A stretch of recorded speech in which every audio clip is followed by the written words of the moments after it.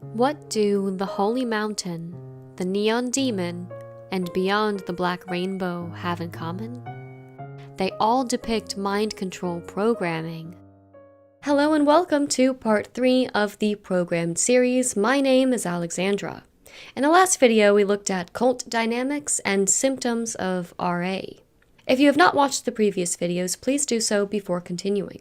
This video is about the role that intelligence agencies play in the creation of organized programming. There are countless examples of mind control depicted in media, such as The Manchurian Candidate, based on the 1959 book, but let's look at the 3 I just mentioned. The occult, esoteric, and Kabbalistic symbolism of the Holy Mountain is significant in mind control programming. The film was produced by the Beatles manager Alan Klein. The plot of The Neon Demon depicts the esoteric side of fame, and Beyond the Black Rainbow shows the same occult and Kabbalistic symbolism, while the whole movie, much like the series that inspired Stranger Things, is based on the MKUltra experiments. The key to understanding these films is to have some knowledge of MKUltra. Without that, the symbolism and plot would be much like watching Jojo Rabbit without knowing what World War II is. You would think it was a random montage with no basis in reality, when in fact, these films are fairly straightforward. To understand this movie we're living in, we need to look at the history behind it. The Office of Strategic Services was the predecessor of the CIA. You may not have heard of the OSS before, but I'm sure you've heard of one of their most famous spies, Julia Child. One of the 4,500 women to serve in the OSS was Julia Child, who moved to Paris after the war and became a famous chef and cookbook author. The Tavistock Institute of Human Relations was set up in London in 1921 to study the, quote, breaking point of humans. The Rockefeller Foundation awarded a significant grant that facilitated the creation of the Tavistock Institute of Human Relations. In the 1930s, the guidelines for the OSS and later the CIA were developed there. Let's have a bit of a disclaimer here. Like all the groups discussed in my videos, I'm talking about a small minority, not the majority. 90% of the people in the government, military, and intelligence community are normal people just working for a corrupt system. I'm talking about the top 10% at the highest levels who are responsible for the corruption. So grab yourself a cup of tea and get comfortable because it's about to get real uncomfortable. There are numerous government agencies that utilize mind programming methods. These are some of the agencies that participate in programming. Most people are aware at some level of the Notorious Behavior Control Research Project that was begun in the 1950s, coordinated by the British Psychological Warfare Unit called the Tavistock Institute, with the Scottish Rite Freemasons, the CIA, and other British, US, Canadian, and United Nations agencies called MKUltra. However, there are countless lesser-known programs. One of these projects, Project Maruta, officially called the Epidemic Prevention of Water Purification Department, also known as Unit 731, was headed by Japan's General Shiroishi. It involved approximately 250,000 men, women, and children who were prisoners of war during World War II, who were subjected to terminal experimentation. The purpose was supposedly to study the effects of physical and psychological trauma on the nervous system, as well as studying the results of anatomical restructuring. There was no medical or humanitarian reason for these experiments. It was simply a study on death. How does the US figure in this atrocity? Well, instead of being tried for war crimes, many of the so-called researchers involved, including Ishii, were granted immunity by the US in exchange for their research. In fact, General Ishii was employed by the US government at Fort Detrick in Maryland. He helped create biological and chemical weapons that would later be used in the Korean War. The government's interest in mind control exploded after World War II, where the experiments done by these types of, quote, doctors led to unprecedented evil scientific progress. Operation Paperclip was initiated due to the United States' interest in mind control. This operation brought the top Nazi doctors and scientists to the United States, where they shared their knowledge and skills of mental manipulation. Before there could be an MKUltra program, there had to be a centralized agency responsible.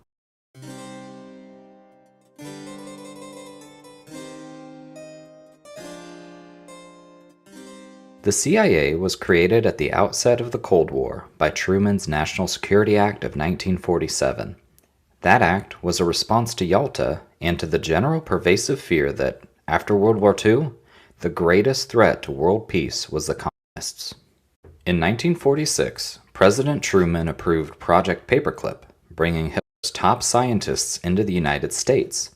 They brought in about 700 propulsion scientists and about 600 mine scientists.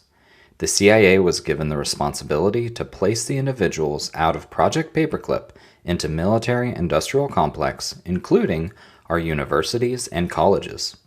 The CIA launched MKUltra, a covert investigation into the behavioral manipulation on human beings through drugs, hypnosis, abuse, sensory deprivation, and torture.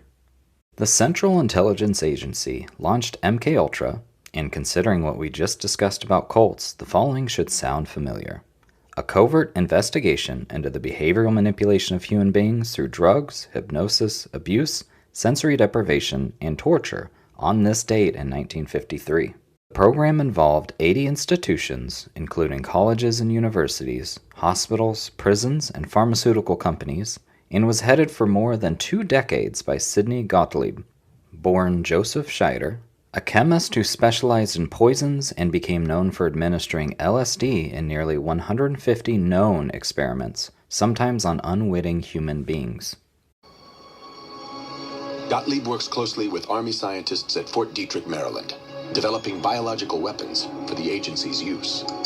This was the start of the MKUltra program. MKUltra contained more than 149 sub-programs in fields ranging from psychology, biology, pharmacology, and trauma-based programming.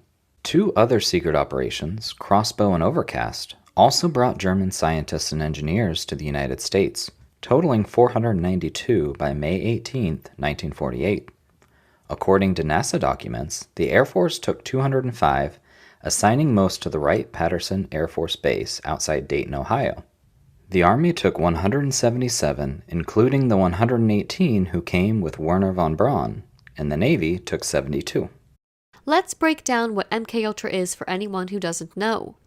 The letters MK stand for a project sponsored by the agency's Technical Services Staff, or TSS, and the word Ultra had previously been used to designate the most secret classification of World War II intelligence. Together, it's the sponsor and classification of the project. MKUltra is the acronym for the Government Mind Control Program. In the 1960s, the CIA ran unethical experiments testing the limits of the human mind. 2 of the objectives included keeping soldiers from divulging secrets during interrogation, to try and make someone follow orders without conscious awareness. The overall idea was to fragment a person's mind, give information and orders to one piece of consciousness, hide that piece from the conscious mind, and then be able to recall that hidden piece using trigger words or phrases. So what years did Project MKUltra operate? Before there was MKUltra, there were Operations Paperclip, Bluebird and Artichoke, and Chatter and Often. And those are just the ones the public knows about. These types of programs laid the foundation for MKUltra and its many sub-projects. Bluebird was approved by the CIA Director Hillenkoetter on April 20, 1950. It was completed at many locations throughout the United States, not at a single site. In August 1951, Sidney Gottlieb was put in charge of the Mind Control Division and the project was renamed Artichoke. It became MKUltra, which was created by the CIA in April of 1953. MKUltra then became MK-Search on June 7, 1964, and was placed under the control of ORD, Operations Research and Development. MK-Search ran until June 1972. It was allegedly halted in 1973. The unethical techniques used have been acquired by key powerful secret societies as well as all major world powers. The methods of MKUltra are in continued use and are continuously updated. Mind control did not stop existing after the 1970s, nor did it begin there, according to a speech given at the 2002 SMART conference. I was a mind control guinea pig in the early to late 40s. I believe that far fewer children were experimented on back then than after the 60s, simply because the technology was new and there weren't that many trainers available. I was not trained for any specific purpose. Rather, my mind was used as a prototype to study what kind of internal structures could be created. MK programming takes a lot of time, knowledge, medical settings, psychotropic drugs, and a team to complete. To anyone who believes the US government would never do things like this to its people, should keep the following in mind. I have left links in the description below.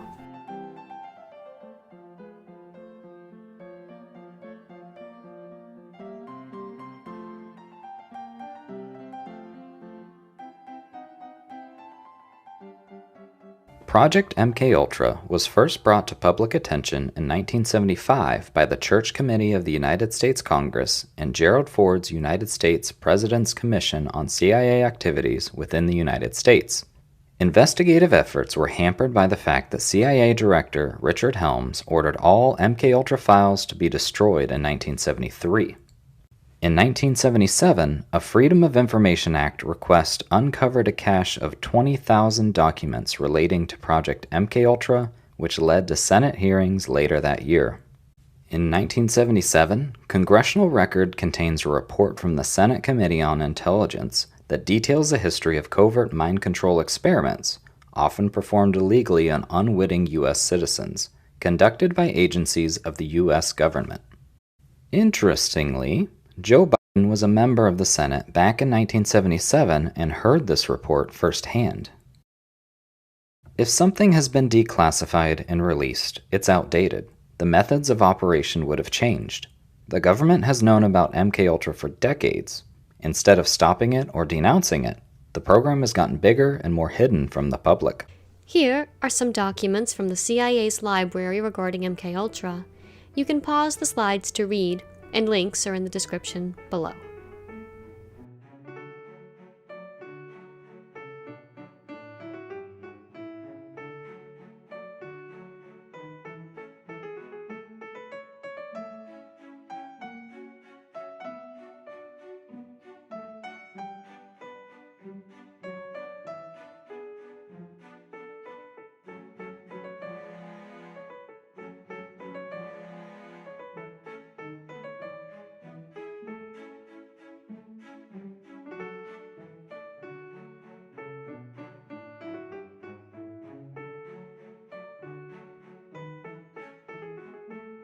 In part 2, we discussed how cults are some of the organizations perpetuating mind control via RA. Cults don't just come out of nowhere for no reason.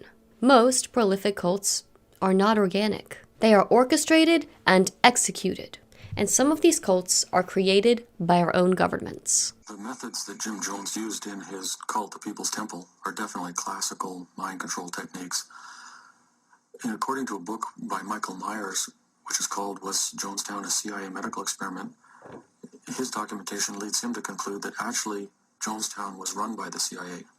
Prior to being Jonestown in the deep jungles of British Guiana, that site was actually under control of what was called the Shalom Project. This was a CIA program for training black mercenaries for warfare in Angola. Programming is a worldwide enterprise carried out on every continent. Let's take a look at Canada, even though there are countless examples, including places like Australia. Dr. Green, Joseph Mengele, and Dr. White, and Dr. D. Ewan Cameron were some of the most well-known programmers. Dr. Cameron was the former head of the Canadian, American, and World Psychiatric Associations.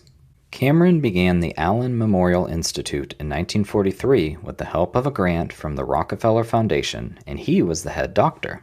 Because of Cameron's extensive experience and credentials, the CIA's Alan Dulles funneled millions of dollars throughout organizations like the Society for the Investigation of Human Ecology, which Cameron presided over. Remember, Cameron was working in Canada at the time, but was being funded by America. Experimentations were conducted at several locations in Montreal, mostly at McGill University, St. Mary's Hospital, and Allen Memorial Institute. He used conventional methods of psychiatric cruelty, such as electroshock, drug injections, and lobotomies, but Cameron then invented the technique he called psychic driving. Subjects were kept in drug-induced comas for weeks and administered a regimen of electroshocks paired with repetitive auditory messages. Brutal psychiatric experiments that took place at the Allen Institute under the code name MK Ultra, largely funded by the Canadian government and the American CIA.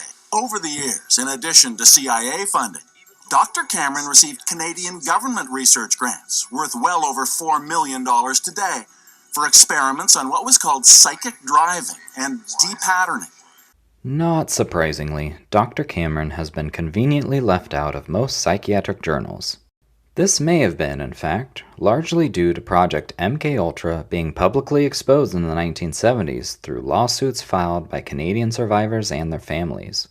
The CIA and Canadian governments settled out of court to avoid admitting any wrongdoing. Countless victims' lives were left shattered by behavioral modification programs, involving hundreds of coordinated perpetrators, professors, corrections officers, and some of the most respected doctors and medical facilities in the world. Getting to the truth of any conspiracy, for lack of a better word, is a matter of properly assembling a puzzle. To do that, you need to first track down all the right pieces, which requires wallowing through a lot of muck to find the nuggets hidden within. And you have to be very discerning because there are a lot of red herring pieces that look very much like real pieces, but actually are not. Once you've found enough of the real pieces, you must then properly assemble them. Only then does a coherent picture begin to emerge, and only then is it a threat posed to conventional wisdom. The individual pieces pose no threat at all, even though many of them are hidden in plain sight. The point of mind control is to create slaves. It's to create people who do not act of their own free will, but will carry out orders given to them. What if the crimes that Americans, and in some cases the world, remember in infamy, are not random acts of people gone mad? What if they were deliberate? In the next video, we will be discussing mind control's role and some of the crimes of the century. Thank you for watching part 3. I'll see you again in part 4.